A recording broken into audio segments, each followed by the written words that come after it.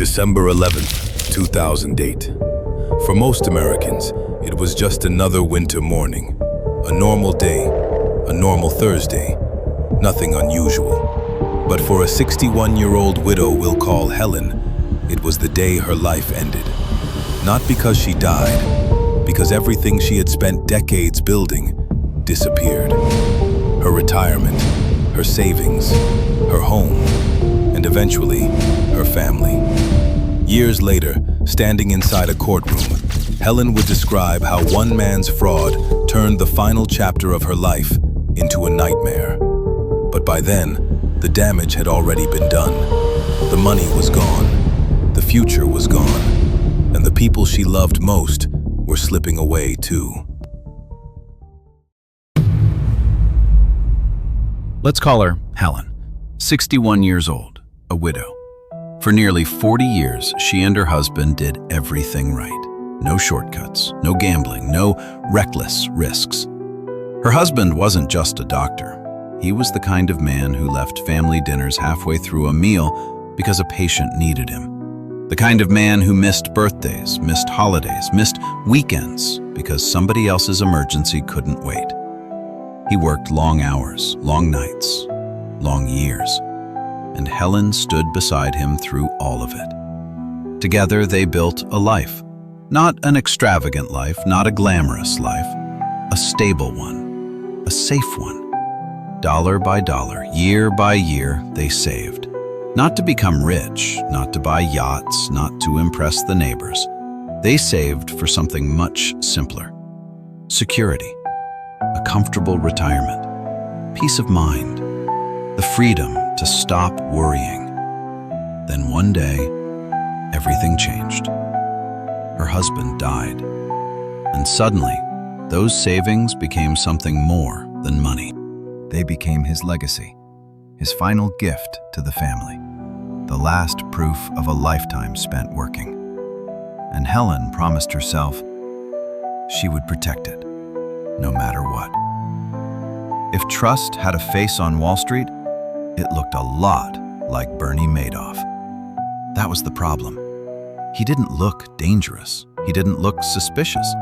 He didn't look like the kind of man who would destroy thousands of lives.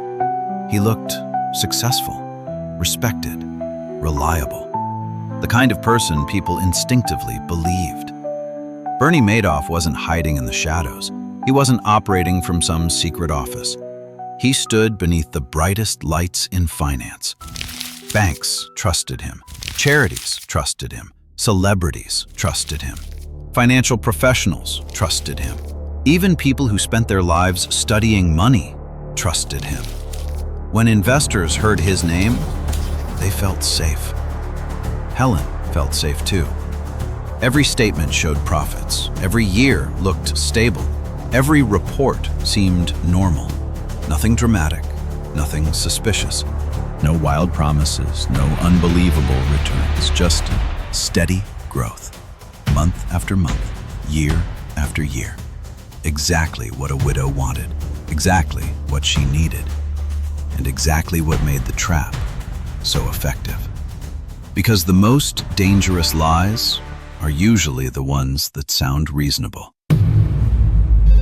December 11th, 2008. The phone rang. Then it rang again and again.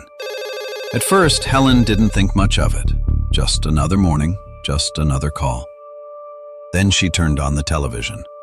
Breaking news. Bernie Madoff had been arrested. For a moment, nothing made sense. Arrested? How? Why? There had to be a mistake, a misunderstanding, a rumor, something, anything. Because the alternative was impossible. At least, that's what she wanted to believe. Then more calls came. Friends, advisors, family members, everyone was asking the same question. Have you heard? And slowly, the truth began to emerge. The money wasn't frozen. It wasn't temporarily unavailable. It wasn't waiting to be recovered. The money was gone. Every dollar, every plan, every dream, gone. Just like that. Years of sacrifice vanished overnight. The retirement she thought was secure no longer existed. The future she thought was guaranteed was gone. And yet, even then, Helen still didn't understand the full cost, because money was only the beginning. The first collapse happened on paper. The second collapse happened at home. At first, everyone was simply scared. Nobody knew what would happen next. Nobody knew how bad things really were. But fear has a strange habit. If it stays long enough, it turns into anger. Soon, every phone call felt the same. Someone was crying. Someone was furious. Someone wanted answers. Answers nobody had. The questions kept coming. How could this happen? How did nobody see it? Why didn't anyone stop him? And eventually, those questions became accusations. Why did you trust him? Why didn't you protect us? Why didn't you see the signs? Helen's children were grieving too. They weren't just losing money. They were losing the future they thought they had. And grief often disguises itself as anger. Anger needs a target. Helen became that target. Weeks became months. The arguments became louder. The silences became longer. The family stopped feeling like a family. Conversations became battles. Phone calls became confrontations. Visits became rare. Then one day, something broke.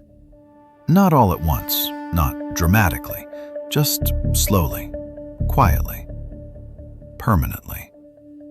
People stopped calling. People stopped visiting. People stopped forgiving. Years later, Helen would tell the court something remarkable. Losing the money hurt. Losing her family hurt even more. At 61 years old, Helen began selling her life, one item at a time. First came the jewelry, then the furniture, then the keepsakes. The things people spend a lifetime collecting, the things nobody expects to lose. Every item had a memory attached to it. Every sale felt like giving away a piece of the past.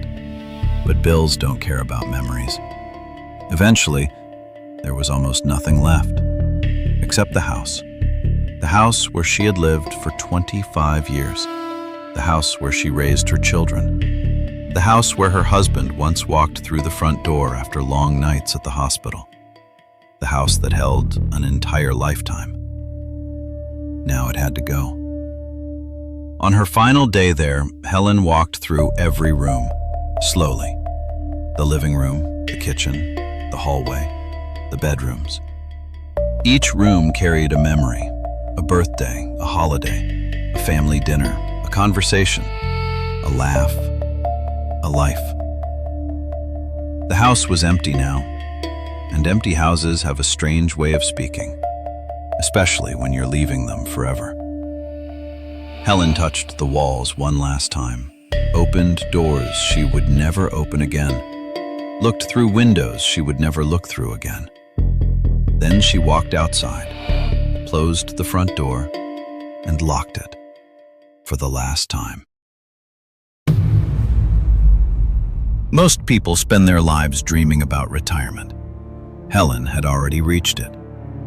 Then she lost it. One morning, she sat at her kitchen table and did the math. Then she checked the numbers again and again. The result never changed. The money wasn't coming back. The bills weren't going away. And retirement was over. At 61 years old, Helen started looking for work, not because she wanted to, because she had to. First came one job, then a second, then a third. During the day, she worked as a caregiver, helping people who needed assistance getting through the simplest parts of life. In the evenings, she cleaned office buildings, empty hallways, dark rooms, rows of desks belonging to people already home with their families. And on weekends, she worked wherever she could. A local store, temporary jobs, anything. Every dollar mattered now. Sometimes, late at night, after another exhausting shift, Helen would sit alone in her apartment, too tired to sleep, too worried to rest. and her mind always returned to the same place, her husband. She remembered the late-night hospital calls, the missed holidays, the endless hours, the sacrifices. All those years he spent building a future for them. All those years he believed they were creating security. And sometimes she cried. Not because she had been deceived, not because she was angry, but because she felt she had failed him. The savings he spent a lifetime earning had vanished in a matter of moments, and there was nothing she could do to bring them back. Years later, Helen finally stood in a courtroom, not as an investor, not as a victim, as a witness to what had been lost. The room was quiet. Reporters filled the seats, lawyers filled the aisles, cameras waited outside, and at the center of it all sat Bernie Madoff, the man who had convinced thousands of people that their futures were safe. Helen looked toward him, and for a moment, she thought about everything that had disappeared. The house, the retirement, the family, the years, the trust. Then she spoke, not with anger, not with rage, but with something heavier. Grief. She told the court what had happened after the money disappeared, how fear entered her family, how relationships collapsed, how she sold the pieces of her old life one by one, how retirement became impossible, how loneliness became normal. And as she spoke, something became clear. The numbers had never told the whole story. Financial statements can measure dollars. They cannot measure heartbreak. They cannot measure betrayal. They cannot measure the moment a person realizes that decades of sacrifice were built on a lie. When Helen finished speaking, the courtroom remained silent, because everyone there understood something. The crime was financial, but the damage was deeply human. Late at night, after another shift, Helen returned home. A small apartment, a quiet room, a life she never expected to be living. She sat down slowly. Her back hurt, her feet hurt, everything hurt. On a nearby shelf sat an old photograph.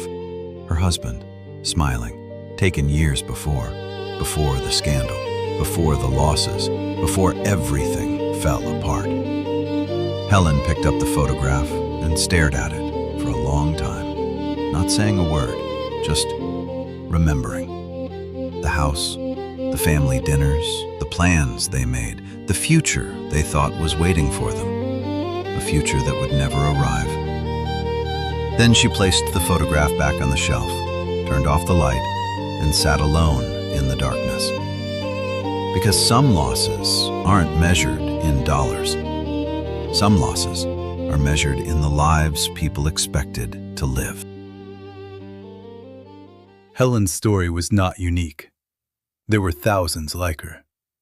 When Bernie Madoff's fraud collapsed on December 11, 2008, investors believed they owned approximately $64 billion.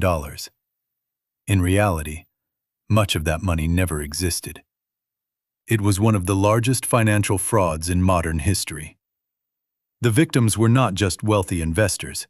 They were teachers, doctors, retirees, small business owners, charities, hospitals, and ordinary families who believed they were protecting their futures. Authorities later linked multiple suicides to losses connected to the scandal.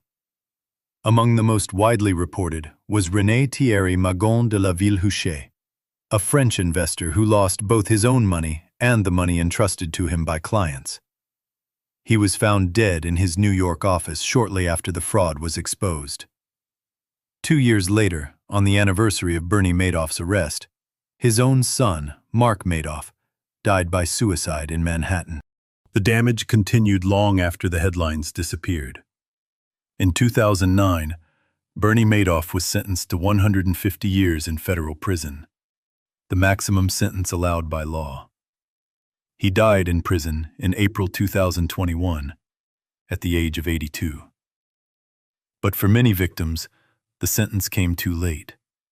Because prison could punish the man, it could not restore the years, the homes, the families, or the futures that disappeared with him. And that is why, for thousands of ordinary people, the Bernie Madoff story was never really about money. It was about trust. And what happens when trust becomes the most expensive investment of all?